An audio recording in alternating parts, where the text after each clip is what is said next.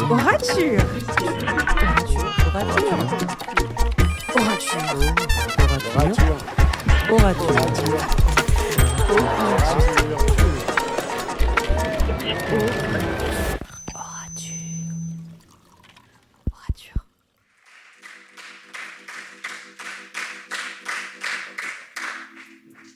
C'est à Jean-Philippe maintenant de parler.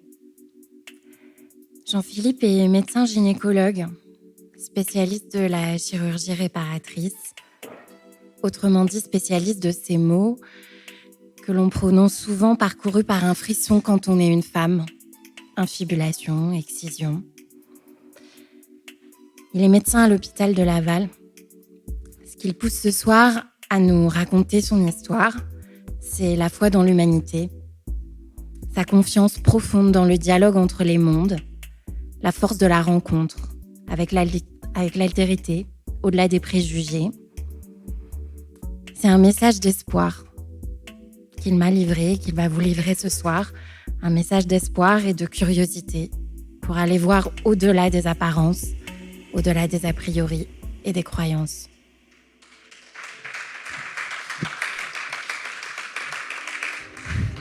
« 70 000. 70 000, c'est le nombre de femmes excisées en France. J'ai reçu ce chiffre il y a une dizaine d'années environ. Il a provoqué une réaction chez moi. Je me suis dit, qu'est-ce que Jean-Philippe, gynécologue, faisant de la chirurgie, peut proposer à ses patientes ? En tant que scientifique, j'ai regardé. J'ai vu que la technique chirurgicale existait déjà. Malheureusement, elle était récente, elle n'était pas encore codifiée. Il n'y avait pas de manuel chirurgicaux là-dessus. J'ai dû reprendre les techniques anciennes de compagnonnage et j'ai contacté un de mes collègues qui était chirurgien novateur, Sébastien Mazou, à Angers, pour me transmettre cette technique opératoire. S'en sont suivis plusieurs allers-retours à Angers pour apprendre, pas à pas, les gestes de cette technique. Une fois cet apprentissage fait, je me suis quand même posé une question. Ce n'était pas uniquement une réparation chirurgicale dont il s'agissait. Ce problème d'excision était intimement lié à la culture, d'où il est issu, l'Afrique. Il était aussi, pour les patientes, un mécanisme de réparation beaucoup plus large, de réappropriation de soi, beaucoup plus large qu'une technique opératoire. Par ailleurs, il était souvent associé à un syndrome post-traumatique important. Face à ce problème, j'ai dû faire une deuxième rencontre. Il s'agit de Martha Diomandé. Cette femme est africaine, petite fille d'exciseuse, prof de danse, entre parenthèses, et aussi militante, vraiment assidue pour lutter contre l'excision en Afrique. Martha m'a pris par la main et m'a emmené en Afrique, dans la région d'où elle est issue, en Côte d'Ivoire, à l'ouest de la Côte d'Ivoire, dans une région où l'excision est extrêmement marquée. Et ensemble, on a fait des rencontres. Notamment, on a rencontré les matrones, qui sont des personnes extrêmement importantes qui font les excisions, mais qui sont aussi responsables de la transmission des traditions et de la culture des femmes. J'ai fait ces rencontres, j'ai fait après des conférences avec Martha, et petit à petit, je me suis approprié le sujet d'un point de vue culturel. C'était la deuxième étape de mon voyage. La première était cérébrale, mon cerveau, le cerveau droit. La deuxième, c'était plutôt mon cœur qui parlait et que j'avais rempli avec des nouvelles croyances. Je ne parlais plus de choses horribles qui étaient arrivées, mais plutôt de poids de la tradition, plutôt de importance de la tradition africaine. Et donc, c'est cette deuxième étape qui m'a accompagné. J'étais à ce niveau-là prêt pour recevoir les patientes en consultation. La première patiente est arrivée. Il s'agissait de Fatoumata. Nos trajectoires étaient vraiment différentes. Trajectoire culturelle, trajectoire migration, trajectoire de genre. J'étais un peu aidé par ce que j'avais déjà appris. Et puis, la rencontre a eu lieu. Chacun s'est mis dans son rôle, soignant, soigné. Chacun a accepté ce rôle-là. Ensemble, on a pu avancer. Tout d'abord, déterminer si c'était le bon moment pour elle, si elle a fait une part du chemin qui pouvait l'accompagner jusqu'à la réparation. Voir si elle savait exactement ce qu'il en était, si ses attentes étaient en accord avec notre offre, entre guillemets, et puis aussi l'accompagner sur un petit peu son désir et si elle était prête à ce moment-là.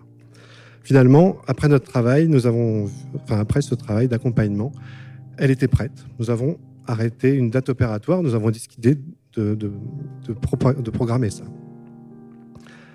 Le jour est arrivé. Enfin, je dois quand même parler de la veille qui n'a pas été simple. Simple pour moi, tout d'abord, parce que la veille, je me suis retrouvé tout seul en me disant « Mais où es-tu ? Tu vas intervenir sur un organe et tu vas engager la vie de la patiente. » Donc, j'étais vraiment pas bien à ce niveau-là.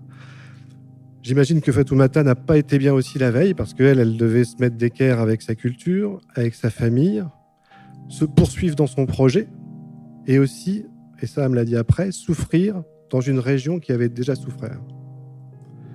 Finalement, le jour est arrivé, le matin est arrivé et par hasard, mais je ne sais pas s'il y a vraiment du hasard dans cette histoire, j'ai rencontré Fatoumata sur son lit d'hôpital dans l'ascenseur. On descendait ensemble au bloc opératoire. Et là, j'ai croisé son regard. Et dans son regard, j'ai tout vu. La peur, l'espoir et aussi l'envie de le faire. Je garderai toujours ce regard en tête.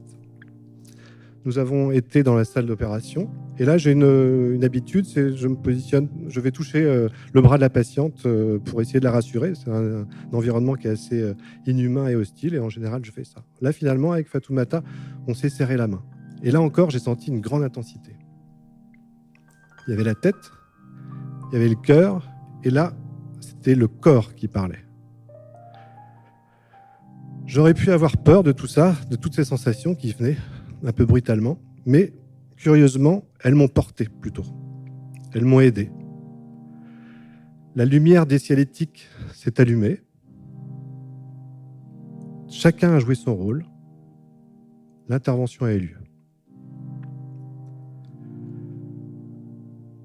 Ensuite, j'ai revu plusieurs fois Fatoumata. La dernière fois où je l'ai vue, c'était environ 6 mois après l'intervention, elle est venue avec son mari, que je ne connaissais pas. À vrai dire, je ne l'ai pas réellement reconnue. Elle avait changé. Elle se tenait plus droit. Un poids était parti. Ses vêtements étaient colorés. Il y avait du rouge, il y avait du vert. Elle était maquillée, je crois. Bref, elle était belle et vraiment, elle rayonnait. La consultation a eu lieu.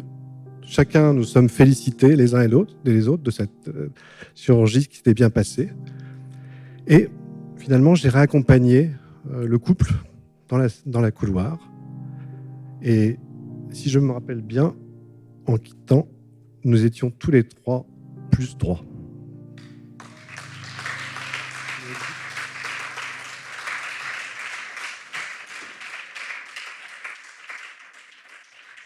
Orature.